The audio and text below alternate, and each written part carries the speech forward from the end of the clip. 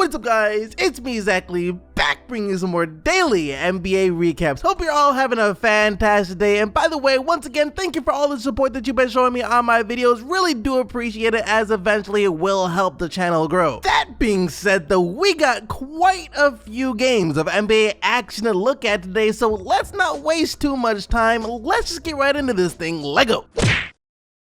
First up for the day, James Harden just made NBA history. Seems like this guy has been doing it a lot so far this season. Okay, so the Houston Rockets of course defeated the Cleveland Cavaliers last night. Game wasn't even close. 141 to 113 was the final score. And in this game, James Harden posting yet another 40-point game with 40 points, 10 rebounds, and 12 assists in just 29 minutes of playtime. And by the way, that right there is why James Harden made NBA history, as he became the first player ever to record a 40-point triple-double in under 30 minutes of on-court action. That's just insane, and you already know that after the game, head coach of the Houston Rockets, Mike D'Antoni, was gushing all over James Harden and his ability to hit the step-back three, saying that no other player in the league can replicate it, and no one's quite sure how Harden is able to do it and get away with it. And that's part of what makes him so great. That's according to Mike D'Antoni at least. And in this game, James Harden logged his 15th straight game scoring at least 30 points, meaning that now he is only one game behind Kobe Bryant for the most consecutive 30-point games since the NBA and ABA merger. So, James Harden, the pressure is now on in your next game. What do you guys think? Will he score 30 plus in his next game to tie Kobe? And if he does, will he score 30 plus points in the game after that to move past Kobe in NBA history? Let me know what you guys think down in the comment section below. Can James Harden do it?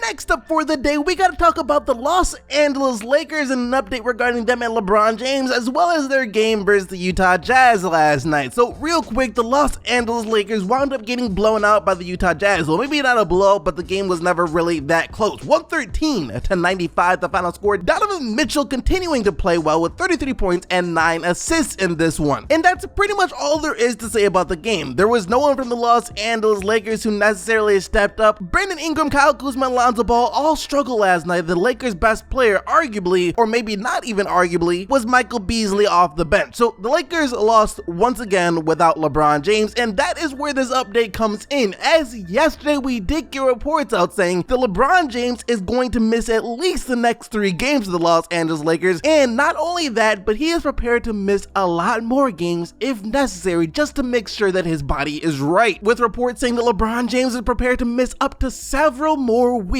of NBA action, which, if you think about who LeBron James is as a person, makes a lot of sense. This is the guy that spends over $1 million every summer just to perfect his body, just to make sure his body is in top shape. There's no way that guy who spends this much on his body would ever rush back and put that body in danger of having a very serious injury. He's gonna stay out for as long as he needs. And it goes without saying that that is terrible news for the Los Angeles Lakers, as without LeBron James, they managed to win a couple of games, but for the most part, they've been struggling. And it gets even worse, as the Lakers' schedule coming up is very difficult, as they have to face the Houston Rockets, the OKC Thunder, the Golden State Warriors, the Philadelphia 76ers, the Minnesota Timberwolves again, and the Los Angeles Clippers. And if they had to play all those games without LeBron James, well then, the Los Angeles Lakers very well could find themselves towards the bottom of the Western Conference by the time LeBron does come back. What do you guys think though? How many of those games do you expect the Lakers to win, and what seed will the Lakers be in once LeBron finally does return to the court? Next up for the day, the Philadelphia 76ers just lost to the Atlanta Hawks, 123 to 121. Now, I do have to note that there was no Joel Embiid for the Philadelphia 76ers in this game, as he set out to rest a sore ankle. Anyways, even without Joel Embiid, you would still expect the Philadelphia 76ers to be able to beat the Atlanta Hawks, but that wasn't the case, as Kevin Huerter, the rookie, had his career high in scoring against the Philadelphia Philadelphia 76ers last night, scoring 29 points, and really all of the starters for the Atlanta Hawks played extremely well last night. Meanwhile, for the Philadelphia 76ers, Ben Simmons did play well with 23 points, 10 rebounds, and 15 assists, and Jimmy Butler also contributed 30 points. The real story coming after this game, though, when Ben Simmons says that he believes that the Philadelphia 76ers as a team are just too soft. They play too soft on offense and on defense. Jimmy Butler, though, disagreed, as not only does he say that he doesn't like using the word soft, or he doesn't agree with the word soft, but he says that the Atlanta Hawks just beat them in every aspect. The Hawks were just a better team last night. So make of that what you will. The fact that two of the leaders for the Philadelphia 76ers don't necessarily see eye to eye on how this game played out. Next up, though, words cannot describe how great Luka Doncic is. It's unbelievable what this guy has been able to do coming over from Europe into the NBA. This guy plays as if he has been in the league for years, and he's only going to continue getting better. Most players wish they could be as good as Luka right now by the time they are in their prime, and once again, this guy is only going to continue to get better, and if that doesn't terrify you, then I don't know what will. Last night, Doncic led the Dallas Mavericks over the Minnesota Timberwolves 119-115. Doncic with 29 points and 12 assists on the night, while Karl-Anthony Towns did try his best with 30 points, 11 rebounds, and 4 blocks for the Minnesota Timberwolves. And our next game is the Golden State Warriors taking on the Chicago Bulls, and this game played out exactly like everyone thought it would play out, as the Golden State Warriors never even gave the Chicago Bulls a chance to think that they had a chance of beating them. The game was over after the first quarter, realistically. 146-109 the final score. Golden State dropping 146 points in regulation. That's insane, mainly because of Stephen Curry, who had 28 points, and Klay Thompson as well, who had 30 points on the night, and the both of them combined went 12 of 22 from beyond the arc. Curry with 5 of those threes and Thompson with 7. For our next game of the day, we have the Giannis Antetokounmpo-less Milwaukee Bucks taking on the Washington Wizards. And without Giannis, the Bucks still did put up a fight against the John Wall-less Washington Wizards, but the fight wasn't enough, as it was the Wizards who came away with a 113-106 win behind Bradley Beal and his 32 points. Also, shout out to Thomas Satoransky stepping up in the absence of John Wall, posting a triple-double with 18 points, 12 rebounds, and 10 assists. Also, another shout out to both Trevor Ariza and Jeff Green, both stepping up with 20 points each. And at this rate, it won't be too much longer before the Wizards make the playoffs over my Pistons. That's just beyond depressing.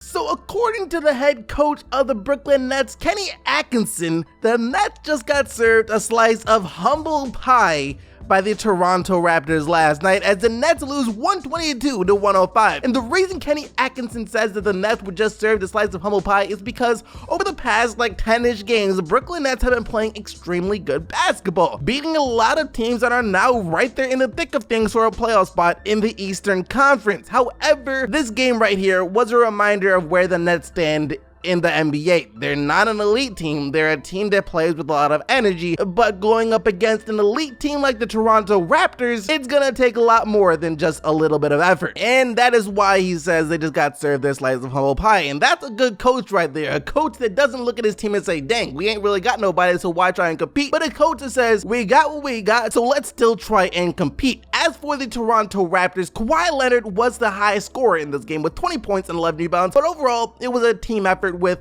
everyone chipping in.